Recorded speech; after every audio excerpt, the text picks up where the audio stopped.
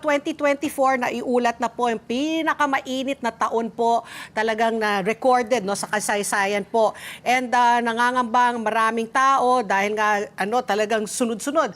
Last year, 'di ba? Parang pito 'yon si JKLMNOP, pitong bagyo ang pumasok dito sa Pilipinas in a span of less than a month. Tapos maraming araw po, if I'm not mistaken, 30 plus days po ang nasuspinde dahil po sa sobrang init. Tapos ayun nga, may mga baha pa. Paano po ito natin ma-actionan po dahil nga sa climate change na ito? Napaka-unfortunate talaga kasi matagal na itong sinasabi ng siyensya, ng mga siyentista natin.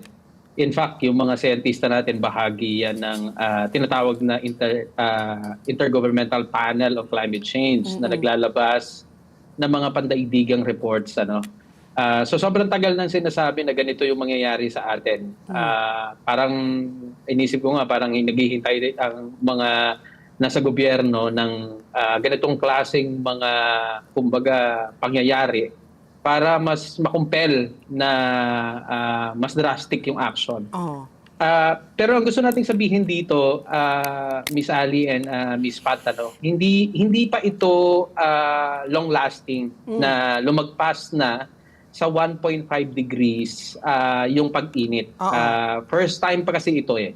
Ibig sabihin, may puwang pa para ma-avert yung mas malalang kalagayan. Okay. At isa doon sa pangunahin talaga na sinasabi natin, na kailangan talagang magbawas ng pagsusunog ng mga tinatawag na maruming klase ng enerhiya. Yan po yung coal, oil, diesel at gas.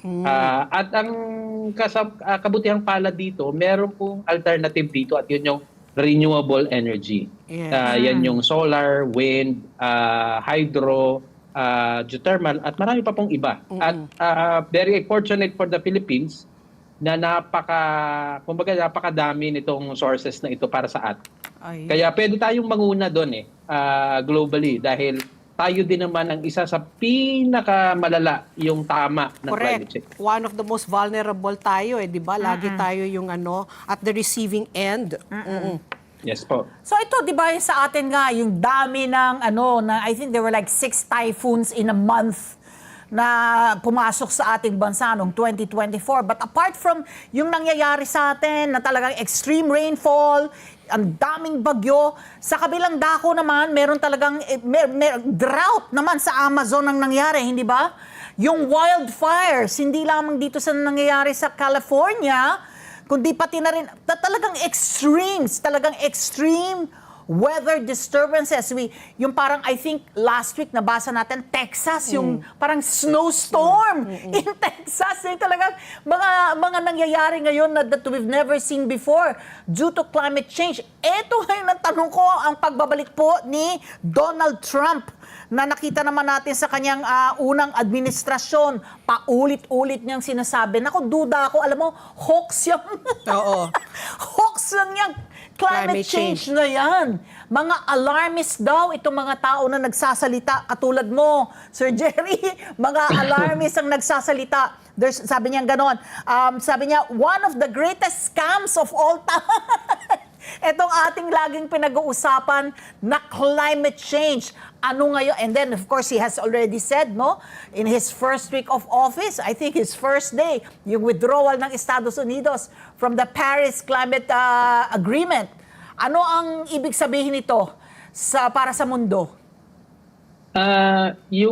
Siyempre, alam na natin yon na ang Estados Unidos ang isa sa pinakamalaking, kumbaga, historical emitter and existing na pinakamalaking emitter.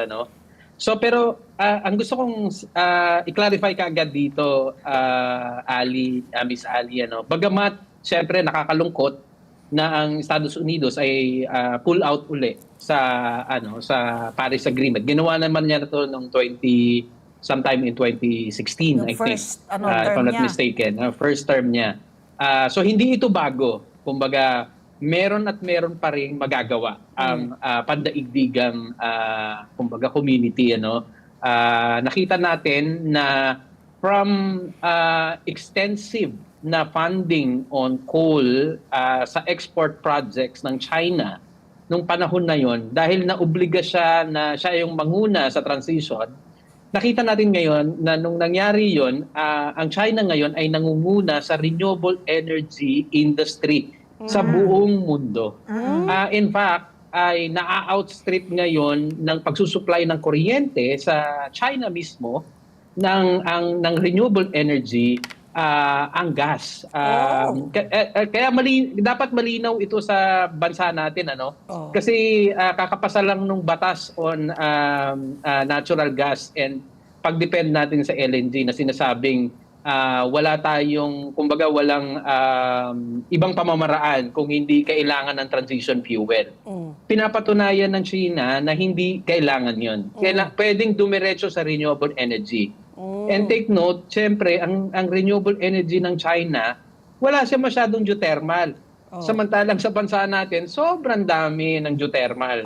Siyempre, may hydro siya, meron ding wind, meron ding solar, ano? Kaya nga po nangunguna siya. So, ibig sabihin, kahit umalis ang US, pwedeng may mangyari pa rin na pag-abante. And kailangan nating i-take note na bago pumasok si President Trump, ang isa sa pangunahing source ng tinatawag natin na carbon bomb, ano? Kasi ito yung magpapalala ng climate change, ay yung kaliwat kanan na pag-aproba ng mga gas projects sa Estados Unidos, sa US. Oil and gas. At napaka-challenging nan kasi ang gas po o LNG ay methane-based. Ang science, kumbaga very explicit at very equivocal siya dyan, na ang methane ay 80 times deadlier yan kumpara sa carbon dioxide pagdating sa impact sa climate change. So, kaya nagtataka kami na bakit itong gobyerno natin ay patuloy na pagtutulak. Ito nga nakaraan ay ipinasa yung batas on gas development at LNG. So, meron pang nitrogen gas, no? Ang LNG?